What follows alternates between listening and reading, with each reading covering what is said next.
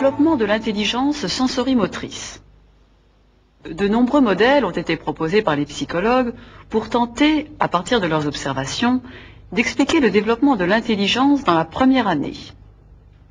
Nous avons choisi de présenter l'interprétation de Jean Piaget. Cet auteur a décrit plusieurs étapes d'évolution de l'intelligence entre 0 et 1 an, les limites d'âge n'étant qu'approximatives. De la naissance à 6 semaines environ, les réflexes marquent l'activité de l'enfant. Mais pour permettre une réelle adaptation à la réalité, ils ont besoin de s'exercer. C'est notamment le cas pour le réflexe de succion. L'enfant assimile la nourriture, mais il doit aussi s'accommoder, c'est-à-dire se modifier, apprendre lui-même, par exemple quand il cherche le mamelon au début de la tétée et quand il doit conformer ses doigts au biberon. On voit ici à l'œuvre une caractéristique élémentaire du réflexe, qui sera essentielle pour la suite du développement, le besoin de répétition. Très vite, un même réflexe va s'étendre à des objets toujours plus variés proposés par l'entourage.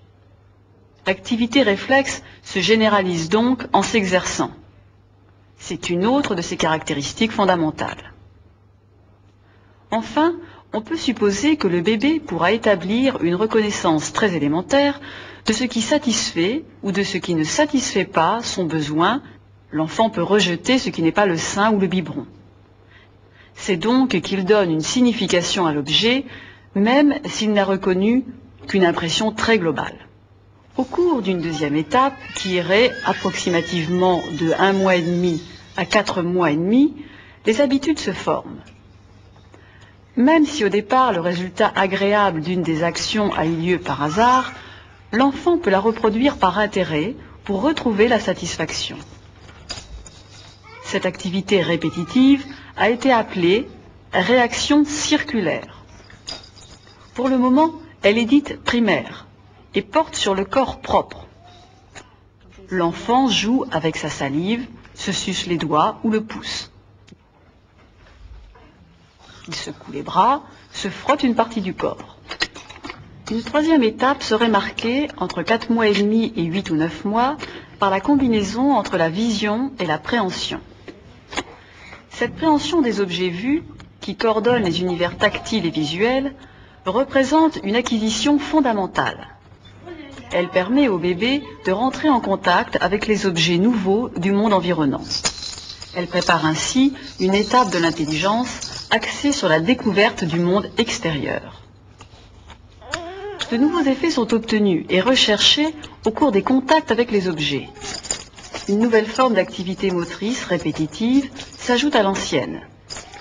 Il s'agit des réactions circulaires dites secondaires, c'est-à-dire appliquées aux objets extérieurs au corps. C'est ainsi que ce bébé a d'abord heurté au hasard du déplacement de ses membres les jouets suspendus à son berceau, puis il s'est mis à les frapper de façon répétée pour retrouver la satisfaction. Ces objets semblent n'avoir été ici pour l'enfant qu'une simple occasion d'exercer une action motrice. Par ce type d'activité répétitive, l'enfant développera sa compréhension de son action sur le monde des objets. Il parviendra progressivement à différencier un but, retrouver l'effet produit, et un moyen, c'est-à-dire le geste qui a permis d'atteindre le but.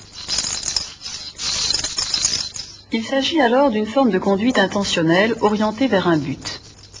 Mais c'est une intentionnalité seulement naissante, car le but est plutôt trouvé après coup. Il n'est pas posé avant l'action, qui a de façon d'abord involontaire permis de l'atteindre. La quatrième étape, 8-9 mois à la fin de la première année, est celle de la coordination des formes d'action généralisées. En présence d'un objet nouveau, l'enfant ne se borne plus à l'utiliser uniquement comme l'occasion d'un exercice moteur. Il va essayer successivement, en les coordonnant entre elles, les conduites motrices acquises antérieurement. C'est ainsi qu'il peut saisir, frapper, appuyer, tourner, frotter, secouer un même objet. De cette façon, il mobilise une diversité d'actions sur l'objet comme des moyens pour mieux l'explorer, pour se construire une connaissance pratique de ses propriétés, de son usage. L'enfant utilisera également les coordinations d'action pour résoudre des problèmes d'intelligence élémentaire, comme lorsque le but convoité ne peut être atteint directement. C'est le cas lorsque l'enfant, en face d'un objet attrayant mais inaccessible directement, devient capable d'employer un autre objet comme intermédiaire pour se l'approprier.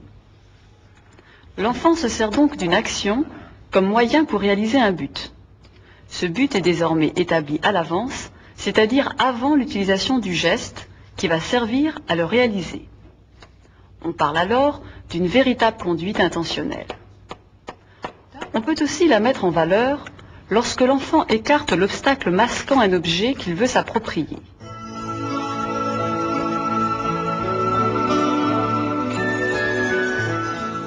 La notion d'objet.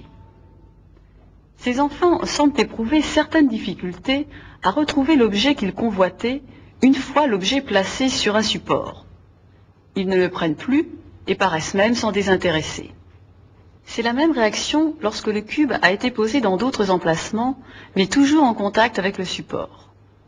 Dans la représentation du monde du jeune enfant, sans doute bien différente de la nôtre, il est donc possible qu'un objet ne soit plus perçu comme identique à lui-même quand il est en contact avec un autre objet. Mais l'enfant imagine-t-il les objets de la même façon que l'adulte, c'est-à-dire permanents, continuant à exister durablement, même lorsqu'ils ont disparu momentanément du champ de la perception et quel que soit leur déplacement? Des épreuves classiques ont depuis longtemps tenté de répondre à cette question. Elles permettent d'observer les réactions des enfants confrontés à la disparition momentanée d'un objet qu'ils désirent prendre et qui est caché sous leurs yeux. Avant 8 mois, en moyenne, le bébé ne montre en général aucune recherche active de l'objet disparu. On peut supposer que pour lui, il n'existerait plus. Son univers mental serait fait de tableaux sensoriels, d'impressions variables et fugitives, plus que de véritables images d'objets stables. Par contre, ces autres enfants vont résoudre le problème. C'est le comportement habituel à partir de 8-9 mois environ, indiquant le début de la notion d'objet permanent.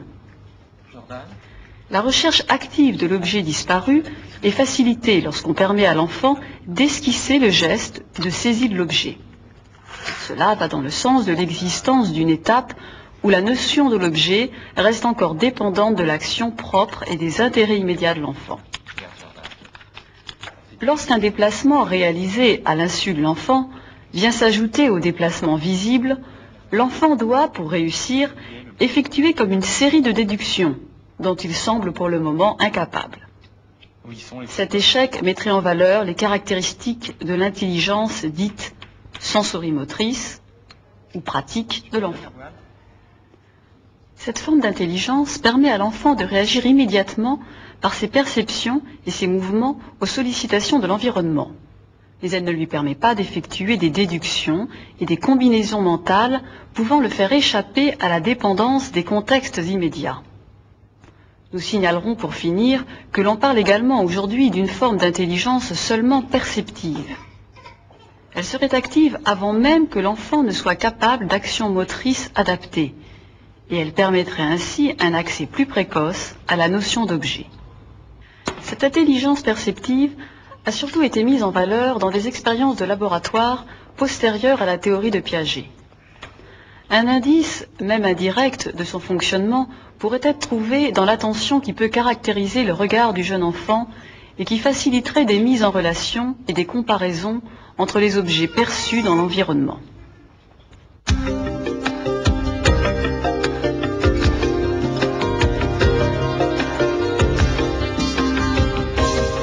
Question autocorrective. Regardez cette séquence. Comment interpréter la conduite de Jordan face au problème qui lui est posé?